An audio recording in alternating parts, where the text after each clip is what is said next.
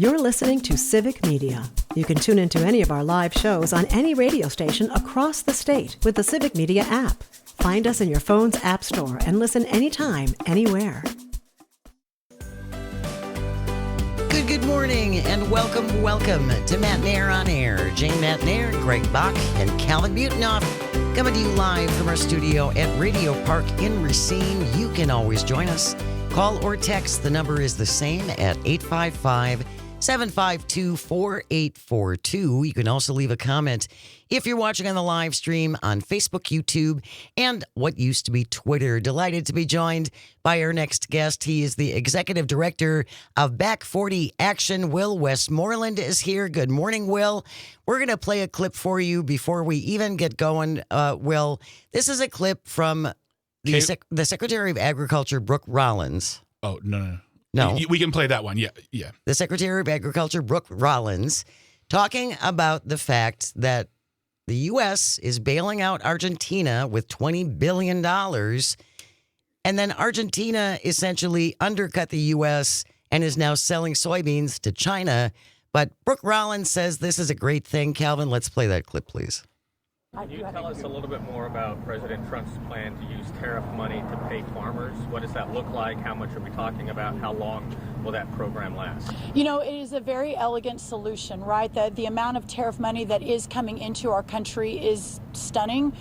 The president had a vision. He's effectuating the vision. The vision is pretty remarkable. The whole entire world economy is now realigning around American products, which is incredible. But again, to this moment of uncertainty, the ability to offset any payments to the farmers through potential tariff revenue is really where the president wants us to head, and that's what we're looking at very soon. One more. So, Will, everything is good. Everything is good for our farmers. We can't sell our soybeans. There's no market for that. But Brooke Rollins, Secretary of Agriculture, says it's all elegant. It's all great. So what are you hearing from fellow farmers in your part of the country? Well, Jane, I've never done this before, but I've got to correct you on one thing. We are the world's leader in one Department of Agriculture now that Donald Trump is president and Brooke Rollins is Secretary of Agriculture, and that's word salad. We've taken the lead. We're number one. The lead worldwide in word salad. We're number one. We're number one. Give or take. What's our share in the marketplace there? Is that like a 99 for word salad? I'd give it a 99.9 plus. Okay, all right. We got it cornered. USA.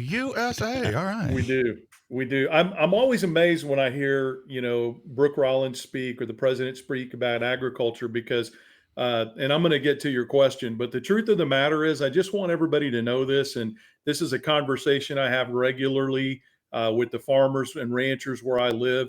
There is no tariff fund. There's no money from the tariffs sitting in a big fund somewhere waiting to be spent on American farmers and ranchers. And I don't know how many different ways the media, different business experts across the country, experts like me in rural advocacy. I don't know how many different ways we can say it. That's called taxpayer money because it's the businesses that import the products that pay the tariff fees. Yes. And then they pass that along to us as customers and we pay that. So it's taxpayer money that's going to be paying for any kind of bailout that's done. And you can try to wrap it in a pretty bow. You can try to paint it a different way, but it's taxpayer money that will pay for those bailouts if they occur, just like they always have in the past. Now, to get to the answer that you were looking for, we had a great, and it may be the clip you were going to play, but we had a great town hall meeting with Mark Alford, who is my congressperson in the 4th Congressional District here in the state of Missouri. And there was a 2,400-acre soybean farmer, corn farmer that stood up in that meeting. I'm going to clean it up a little bit for NPR, but he looked at Mark Alford and he said, you need to quit kissing Donald Trump's rear end. He's not doing anything for the farmer. He's not working on behalf of the American farmer. Now, this guy just lives his farm is just a couple of miles away from my farm. And I know who he is. I've never met him in person, but I was having Saturday breakfast down at the local watering hole not far from my farm. And everybody was sitting around the table just aghast because I live in an 80% Donald Trump support county. And basically they were saying that they knew that he had voted for Donald Trump at least twice. Yeah. So I think that tells you everything you need to know about what's happening with farmers and ranchers. I read a poll just the other day that Donald Trump has lost about 6 to 9% of his support in rural America since he came into office during this term. A lot of that is in unaffiliated voters, but still a couple of percent of that is in Republican, rank and file. So things are not good. Everybody's scared to death. All you have to do is go to a town hall meeting anywhere in farm country. You can see it in their eyes. You can hear it in what they're saying. They're very worried that we're going to see a record-breaking level of bankruptcies. And we talked the last time I was on. Anytime that happens, you see a spike in bad health, in suicides, in Yep. lost farms and ranches, and it's just a big snowball that gets bigger and bigger as it goes down the hill. I mean, when we talk about farming, whether it's with you or with Darren Von Ruden or Pam Yankee, there's a certain reverence I come to it because I am not a farmer. I know nothing about farming, and I never want to assume anything about the mentality of a farmer, especially when it comes to who they vote for. But there always is the question is, if the man who ran for president 3 times, won twice, is not done enough for the farmers, what is the appeal? I mean, we saw a bailout in 2018 of $19 billion after everything was said and done, and now we're heading right back down that road. And I want to know, what is it about, whether it's Trump, MAGA, or the Republican GOP, that just keeps them in to say, well, we can trust them? I don't understand it, and I don't want to assume, because I don't want to insult anyone's intelligence either. Well, let me take off my farmer cap and put on my political consultant hat for a minute. So I will tell you this, and the bailout, by the way, was $27 billion during the last year of the Trump administration, and it continued on for 2 years into the Biden administration because the farm economy was so bad as a result of these tariffs in the first round. If you look at the polling, and I know there was a book that came out a few years ago that was called, Rural Rage, and it painted a really bleak picture from a racism perspective, et cetera, of rural America. And there's no doubt that some of that exists out here, just like it exists everywhere else. But I will tell you that when you look at the polling for rural America is very similar to the polling for urban inner city America. And it's more the politics of resentment. You don't fix our roads. You don't fix our bridges. We don't have good internet. You don't take care of our schools. And what we learned in the last election is that people like to vote for the person screaming the loudest that they're going to fix all of that, whether they fix it or not, or they sit on their hands and they don't vote, which was a huge problem in the last election. And, I will tell you, I always say this, don't put my face on Mount Rushmore, because on election night, even though I say we need to meet people where they are, on election night, I looked at my sons and I said, well, I guess we're all going to have to eat out of trash cans in rural America before we figure out what's going on here. But the truth of the matter is that a lot of people in rural America, when they vote, they really did believe he was just going to get rid of the criminals that were coming here illegally. They really did believe that if we were to let him put these tariffs in place, that it would bring manufacturing back to rural America, which has been decimated. And what's happened is the same thing that happened before. Yes. Manufacturing jobs are accelerating in their disappearance rate. Our foreign markets, 33% of our foreign agricultural markets have disappeared. So all I can tell you is Will Rogers once said, when they asked him, how do people in rural America learn? He said, some learn by reading, some learn by observation, and the rest just have to pee on the electric fence for themselves. And That's one and way there's of a lot of putting it. that third one. Yeah, there's a lot of that third one going on right now. What I will say is different this time, Greg, is we're seeing the swing in support moving away from the president. And you're seeing this angst out here that even if we do farm subsidies, we're just going to be right back in the same boat next year and the year after and the year after. So, they had to hit their thumb with the hammer 3 times, but it does seem like that third time is making a difference. If you're just joining us on Matt and Air on Air, Will Westmoreland is our guest. He's the executive director of Back 40 Action. He has been on the show before. He's a farmer in southwestern Missouri. And we're talking about the Trump tariffs and what it's like in his part of the world and what he's hearing from fellow farmers.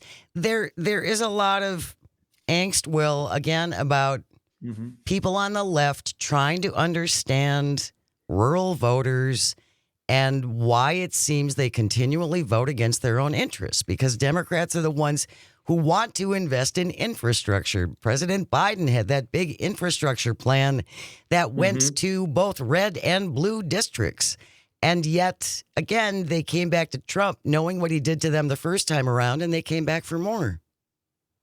Yeah, and I'll tell you, one of the things about rural America, well, let me say a couple of things. First of all, whenever you see the numbers that rural America voted 70% for Donald Trump, the numbers are actually a little bit better than that, because what they're doing is they're taking a look at the top 200 counties, agricultural counties in the country, and they're pulling that number from the voting results just in those top 200 counties. The truth of the matter is, I can go right outside of where you are in Wisconsin and there are rural voters. I can go right outside of New York City and there are rural voters. It's probably somewhere around 61% of rural America that actually voted for Donald Trump, which is still way too many people, right?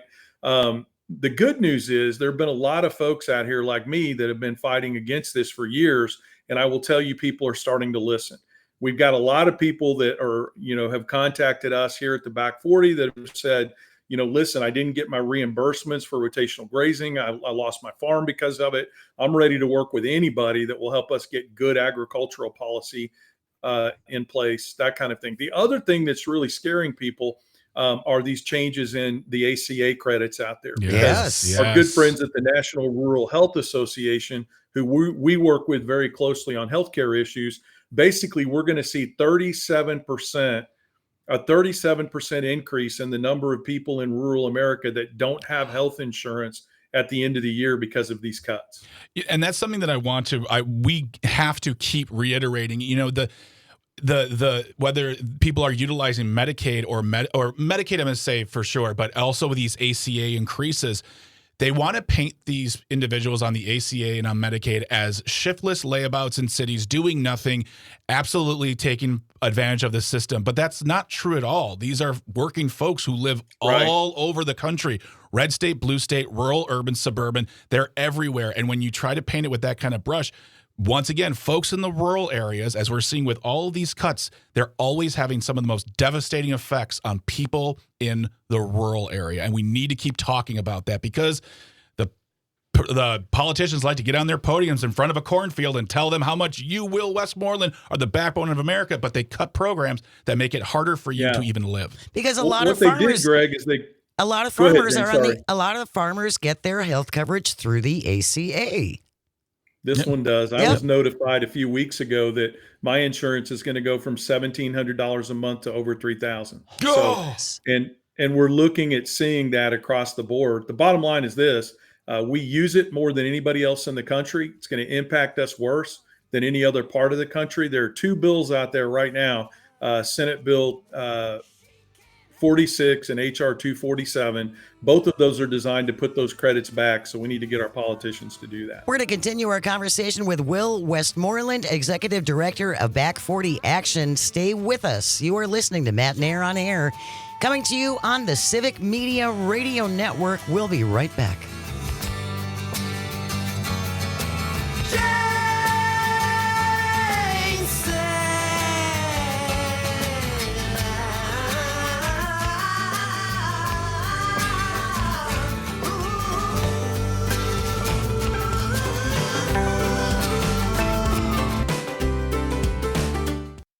You're listening to Civic Media. Stay up to date on the latest news and information for your local community and Wisconsin by signing up for our free email newsletter. Visit civicmedia.us/email to get started.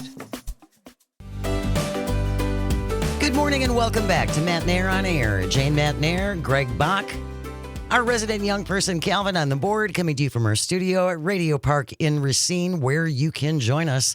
Call or text at 855-752-4842. Leave a comment if you're watching on the live stream on Facebook, YouTube, and what used to be Twitter. We're joined by Will Westmoreland, the Executive Director of Back 40 Auction. He is a farmer in southwestern Missouri, talking about Trump's tariffs, also talking about who utilizes the ACA? And you said something earlier before we went to the commercial about the amount of who uses it more than anybody else. I want you to repeat that because I want people to hear it again. And also, you just sent me a message saying that the CDC cuts have had a particular impact on rural America. Can you also speak on that? Yeah, I sure can. So when it comes to the ACA tax credits as a percentage of the population, we use it more in rural America than our suburban and urban brothers and sisters. So the impacts that are going to be felt in rural America are going to be even greater as a percentage of the population. So for instance, in rural America, we're going to see premiums nearly double. So on average, what that's going to mean is even with those previous tax cuts being removed, the average person in rural America is going to see their insurance through the ACA go up by about $133 per month. So you can do the math on what that's going to mean over the course of the year.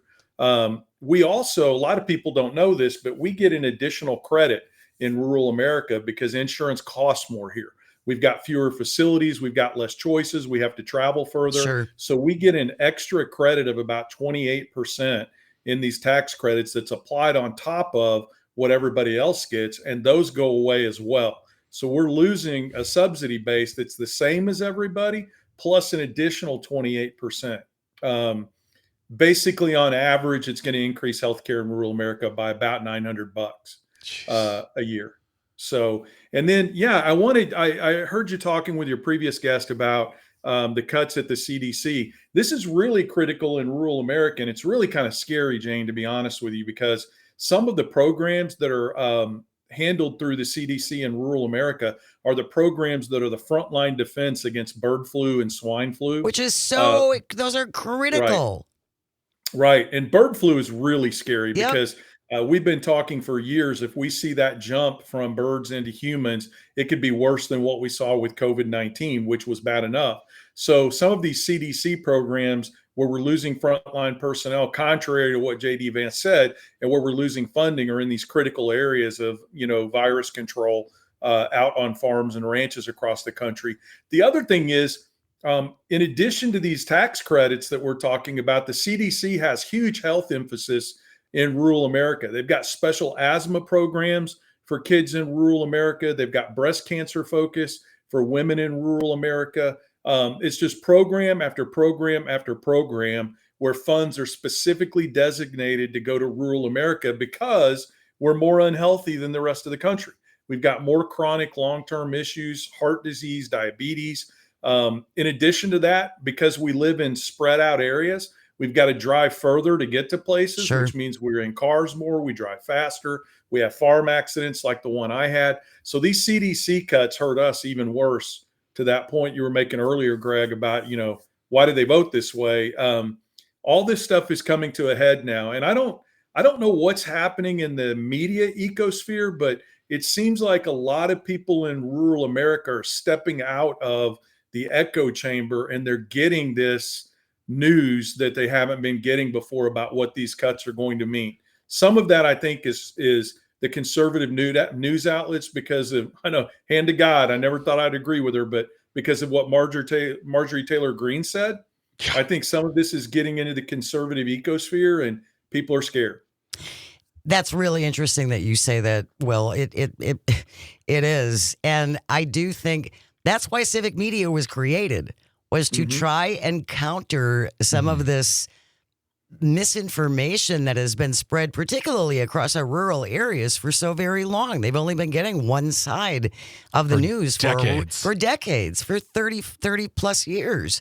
So that's kind of always been the goal of civic media, is to bring information to people who are not hearing the other side, and I think and actually factual things. And I think it's important, you bring up that point, is that we also have to look to the closure of the Corporation for Public Broadcasting.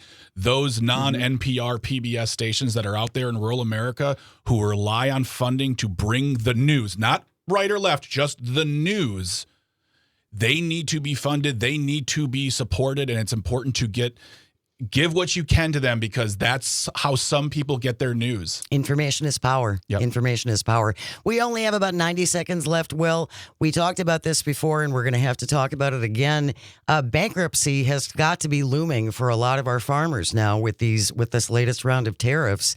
And when we talked to you before, that seems to be the goal. Like J.D. Vance is an investor in Acre Trader. Yeah, I just made a trip to Washington, D.C. this past week because I wanted to go out and see who I could meet with. And while I was there, I had a follow-up meeting. I think I'd mentioned the last time I was on that I'd attended a sustainable agriculture investment seminar in Washington, D.C., where they thought the bankruptcy number would be somewhere around 13 to 15%. Well, it's not gotten any better. The conversation I had the last few days in Washington, D.C. is that number could now be as high as 23% among row crop farmers. And that is really scary in terms of the impacts it's going to have on the food supply and that kind of thing. So I don't know how we're going to come out of this without some sort of bailout. But people need to remember, too, all this bailout is going to do is make farmers break even. Right. There's not going to be any profitability there. It's going to allow them to pay off their operating loans, et cetera. But it's not going to create profit, and nobody farms just to break even. Will Westmoreland has been our guest, the executive director of Back 40 Action. You can see him on YouTube. Can't thank you enough, Will. We have to have you back again before it's been another 6 months. Really appreciate your time. I always love coming on. Thank you. Thank you. News coming up next. And then when we return, audio sorbet. Should adults get their birthday off from work? Audio gripe. Okay, audio gripe perhaps. That's coming up next on the Civic Media Radio Network. This is Matt Nair on Air. Stay with us. Good morning. Welcome back to Matt Nair on Air. Jane Matt Nair, Greg Bach. Our one, our only Calzone on the board, coming to you from our studio at Radio Park in Racine. Join us, call or text at 855-752-4842. Leave a comment if you're watching on the live stream on Facebook, YouTube, and what used to be Twitter. Baseball tonight, baby. Game 3, Brewers hosting the Dodgers for Game 2 of the NLCS. Yes, Game 2. Our broadcast starts at 6:30. First pitch goes out about 7:08. You can listen to the game, but you have to listen on terrestrial radio. Yeah. So you can listen on WRCE in Richland Center, WISS in Oshkosh, and here in Racine and Kenosha on WRJN. Brewers hosting the Dodgers. Go Crew. Our broadcast starts at 6:30. First pitch at 7:08. I know. Take a deep breath. I know. This is the portion of the show that we call Audio Sorbet, where we take a break from the news. Well, let me tell you something, boy. Yeah, that's... Sometimes it slides into audio gripe,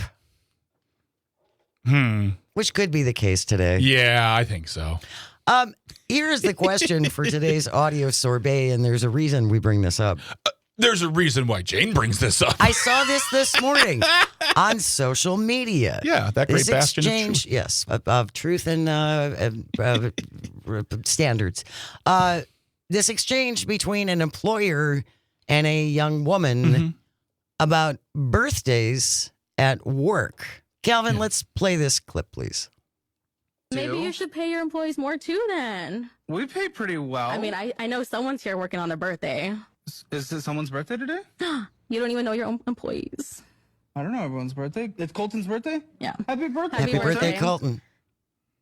Congratulations. Adults work on their birthday. I'm going to cry I mean, for him. I work on a nonprofit, and at least they give us our birthdays off. If he wanted to request it, he could have. That's I wouldn't have to his request it off. choice. So here's my question. Should employers give their adult employees the day off for their birthday? 855-752-4842, 855-75-CIVIC. Should that be like companies have X number of holidays, right? Christmas, New Year's, Thanksgiving, 4th of July. Yeah.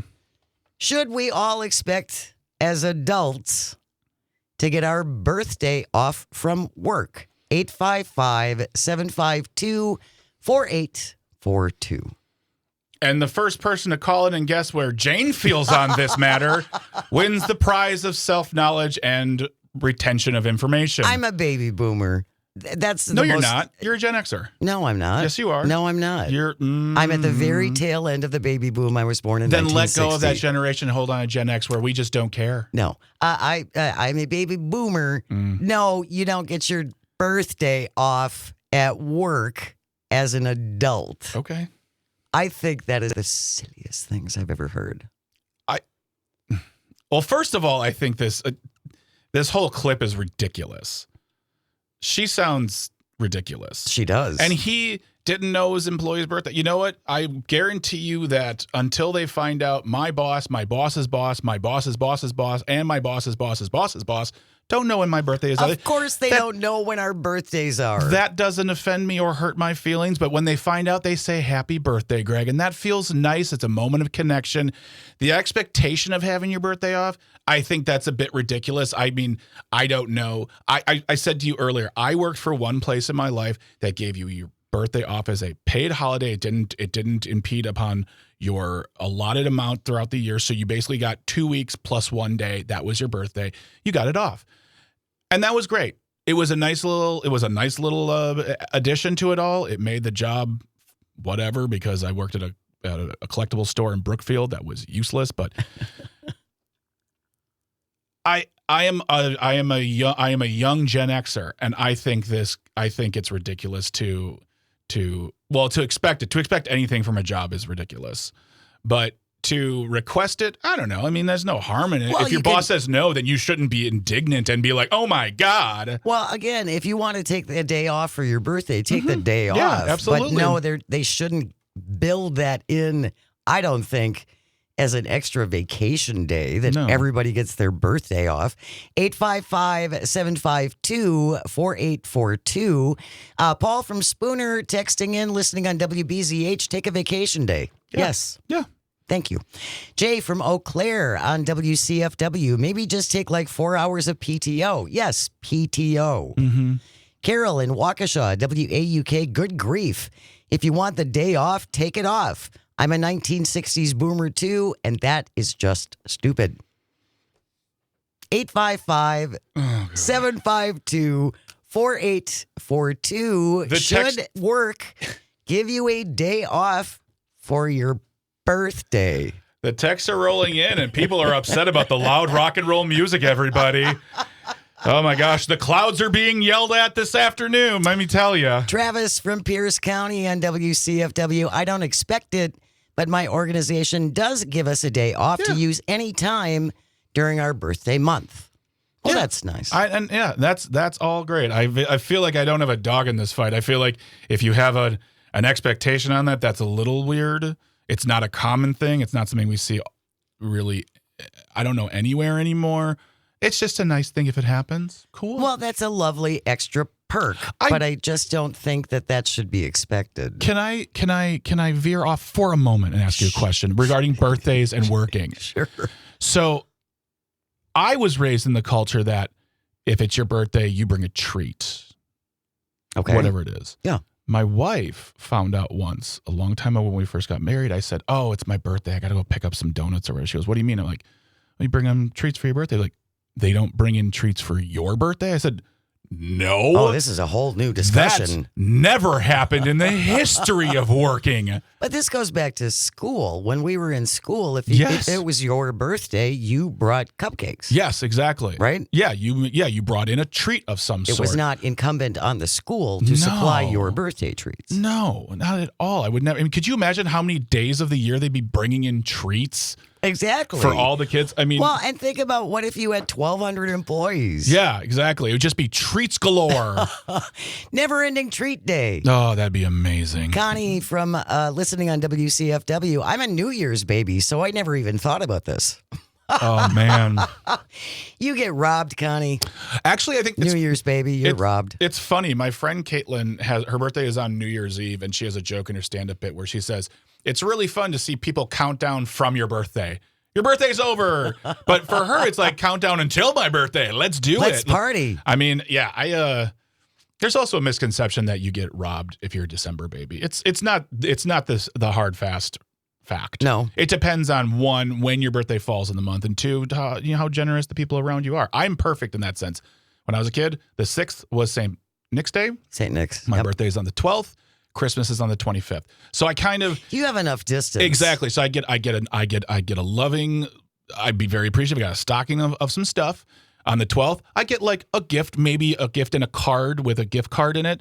And then Christmas is, I was never passed over. I never felt duped, but Never got robbed. never felt robbed either. I just, I love having a birthday in December. It's great. See, and mine is a week after New Year's, Mm-hmm. and everyone's exhausted. Yeah. Everyone's tired. Yeah. Everybody's done. The partying is over. It's like, here's a card. Exactly. Calvin, you are our resident young person and lazy Gen Zer, I would assume, because you're a Gen Zer, because all Gen Zers are lazy, apparently. What are your thoughts on this? I don't have strong thoughts. Thank you, Calvin. I think both people in the clip are ridiculous, to Yeah. be completely honest with you. To provide some context, that clip comes from a guy named Caleb Hammer. He has a YouTube channel called Financial Audit, where he has people on to go over their budgets. And look, first of all, I don't understand the entertainment value in that, why someone would sit to watch about another person's financial issues. But they're very sensationalized, and he's looking for people to shame get this kind of clip. Yeah. To shame. And to shame. Oh, yeah. Yes. There's another gentleman out there. I can't remember his name. I know two people who've worked his system of financial, quote, freedom. And it's very, not boring, but just like, this is what you do. He has a podcast, and he's not looking to do what this guy, Caleb Hammer. I hate that name so much. Yeah, you're just like, when I watched the clip too, I'm like, oh, this was properly curated to make everyone look good or ridiculous. Because her tone is that of a young person that I think Very much people so. think every young person sounds like that when they do not. But yeah, it's I think that speaks more to also the privilege of it all rather than the age of it all. Because we all know people who are older who are insufferable. Well, that's funny that you say that. A really good friend of mine, her sister is a nurse. Yeah. And I want to say this happened 15, 20 years ago when she was in her 40s. Mm-hmm. Outraged. Yeah. She would not have her birthday off, that they scheduled her to work. You're in your 40s. Well, was it her first year there? No. It's I don't get it. I don't either. I don't get it. I don't either. 855-752-4842. Audio gripe / sorbet today. Should your employer be required to give you your birthday off? 855-752-4842. Jack from Merrimack on WAUK. Birthday off? Just think how unfair it would be for those born on February 29th. I'm joking. RRR. Yeah, I think this is. I mean, our birthday's a big deal after you turn 21. Okay. I'm glad you asked this question, Jane. I think that birthdays are as big a deal as you can make them within a certain amount of reason. If you do birthday week, I will. Whatever. I've heard people say birthday month. You don't get off the planet Earth. We don't need you. You don't get a birthday but month. I think that your birthday should be as special as you want it to be. And that means however it means. So if it's taking yourself out for a meal and going to a movie, which I've done before by myself for my birthday, then do it. Is it going to dinner with family? Then do it. Is it throwing a little cocktails after work? I just want to have some fun and see friends. However you want to do it. You want to throw a big blowout every year? You go ahead and do it. But we shouldn't be expected to give reverence to your birthday every year. Also, when people say, it's just another year, who cares? I do. It's your year. You made it another year. That's actually important to me and to a lot of people. So, you don't have to celebrate it, but you also have to come in to be like, who cares? I do. I care about everyone's birthday. Isn't that nice? Yeah, including your birthday. So when you're in January and you're like, no one cares about my birthday, here I'll be. Caring about your birthday. Caring about me. And I'm going to throw a surprise party, No. for you, which I know you love. And see, that's the thing is I feel like your birthday is perfectly designed for who you are. Everyone's tired. No one wants to do anything. And you're like, that's fine. Send me a text. I'm perfectly good with that. Yes, absolutely. Solve that problem. Well, there we go. And happy birthday, everybody. You get no days off. When we return, we'll wrap it up with this Shouldn't Be a Thing. Today, the Mush Push edition. You're listening to Matt and Air on Air on the Civic Media Radio Network. You're listening to Civic Media. Find the latest news, information, and archives of all your favorite shows on the Civic Media website, civicmedia.us. Good morning and welcome back to Matt Nair on Air. Jane Matt Nair, Greg Bach, Calvinator on the board, coming to you from our studio at Radio Park in Racine. Join us, call, text at 855-752-4842. You can also leave a comment if you're watching on the live stream on Facebook, YouTube, and what used to be Twitter. If you weren't able to listen to the whole show and you would like to go back, I really encourage you to listen back to Will Westmoreland, who joined us in the first half an hour of this hour. But if you ever miss anything and you would like to go back and listen to it, just go to our website at civicmedia.us, click on shows at the very top, click on Matt Nair on Air, and that will take you to 2 months of previous shows. Greg puts together great show notes that have all of the articles that we talk about in there that are linkable. So if you want to read more about this stuff, you can. But again, we know you have a life. Yes. You're busy. You're doing things. You don't always have time to be with us for 2 hours. So you can also subscribe to the show as a podcast. You can go to your podcast distribution center of choice. You can look us up, subscribe to us, and then depending on the place, you can either automatically get it or just get them downloaded to your device as a new one are released. And that happens 2 to 3 times a day for our show, because This Shouldn't Be a Thing is a mini episode every single day as well. And that way you can stay caught up. And if you like what you hear and you think we deserve it, give us a 5-star rating, because what that does is it pushes us up in the ratings and the availability so people can see us out there when they're searching for these types of programs. If you don't think we've done a 5-star review, take your thoughts, put it on a piece of paper, and then fold it into a plane, throw it out the window, and we'll get it eventually. And we will take those to heart. And thank you very much. Constructive criticism, always welcome. Absolutely. The other thing you can do, and I've been thinking about this a lot, and Todd Alba frequently mentions this on his show, but if you like Civic Media and you support what we do, let our advertisers know. Yes. Even if you can't go buy anything, let our advertisers know that you appreciate their support of Civic Media. Yes. That would mean a lot. Yeah, because I mean, we are not a We're nonprofit. not a big company. We're not a nonprofit. We're not an NPR. We are a corporation. We are a public benefit corporation. We have a job to do, and that is to provide a service to the people. And we want to make sure that those who believe in our mission, who are supporting our mission with their dollars to advertise their companies, it's a good partnership, and we want them to be recognized for that as well. Absolutely. All right, it is 10:55, Calvin. That means it's time for This Shouldn't Be a Thing. If you ever find a thing you think should not be, send it into Greg and me at Jane Says at civicmedia.us. Calvin found this from the Associated Press. Tasani Vichaposa and Mark Skolford with the byline. The headline reads, Scrapple Sculpture Contest winner prevailed by putting the pig into pigskin. This happened in Philadelphia.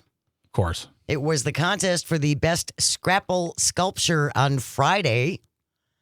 A tattoo artist, his tribute to the Philadelphia Eagles trademark short yardage play known as the Tush Push, took top honor at this lighthearted art competition. This guy and 11 other contestants are given sculpting tools and 90 minutes to come up with their best scrapple creation. Now, Calvin, you're the one who found this. Scrapple is what? So Scrapple is, I had to look this up. Scrapple is a breakfast food common or popular in Pennsylvania, particularly with Dutch and German immigrants. It's basically, it's like a pork broth that is then thickened and turned into a mush and served in a sliced loaf typically. And that is exactly, I looked it up too, and it starts with Scrapple is a mush. ... And honestly, here's the thing, guys. I can't judge. Here in Wisconsin, we have a very specific breakfast item that I can't say on the air, but you all know what I'm thinking. S on a shingle? Oh, yes. That is yeah. both unappetizing to look at and weird to make. True. But it's so we don't good. but we don't sculpt it. We also don't refer to it as mush. So anyway, congratulations. Sure. I guess to Mr. Moser, who won the top honors at the Best Scrapple Sculpture event in Philadelphia. I will include this in the show notes that Patrick Moser made. This is supposed to be football players. Mm-hmm. That's not what it looks like. No, it looks like a plate of mush. It looks like Scrapple after. A post Scrapple. A post Scrapple moment, as it were. Yes. Yeah. I just want to know: is he going to come back next year to defend the title? That's what I really. And what does, because next year, bigger, better. Is it like, a lot of pressure? Is it various mascots fighting each other in some Philadelphia warehouse? I mean, who knows? It's Philly. We're going to be here next year to find out in Scrapple 2, the Scrappling. We'll have an update for you. That wraps up today's episode of This Shouldn't Be a Thing. Join us tomorrow. Dr. Kristen Lyerly is going to be here in hour number 1. We're going to talk about Bob Jr., circumcisions, autism, and Tylenol. Walk into a bar. Oh, bye. No. Yeah, that'll be tomorrow with Dr. Lyerly. Thank you, Greg and Calvin, and all of our engineers and everyone at Civic. Without you, nothing works. And thank you most of all for calling and for texting and listening and watching on the stream. It means the world. I hope you find some joy today and you have the chance to share it. We have news coming up next, followed by Tom Hartman, so keep it right here on the Civic Media Radio Network, and we will see you tomorrow. The national news cycle never stops, but it can be hard to find news about your local community. Civic Media is dedicated to providing quality local and state news coverage across Wisconsin. With the Civic Media app, you can get notifications about local stories that matter to you and your community. Find the free Civic Media app in your phone's app store and choose notifications from the menu to tell us what kind of news you want to hear about.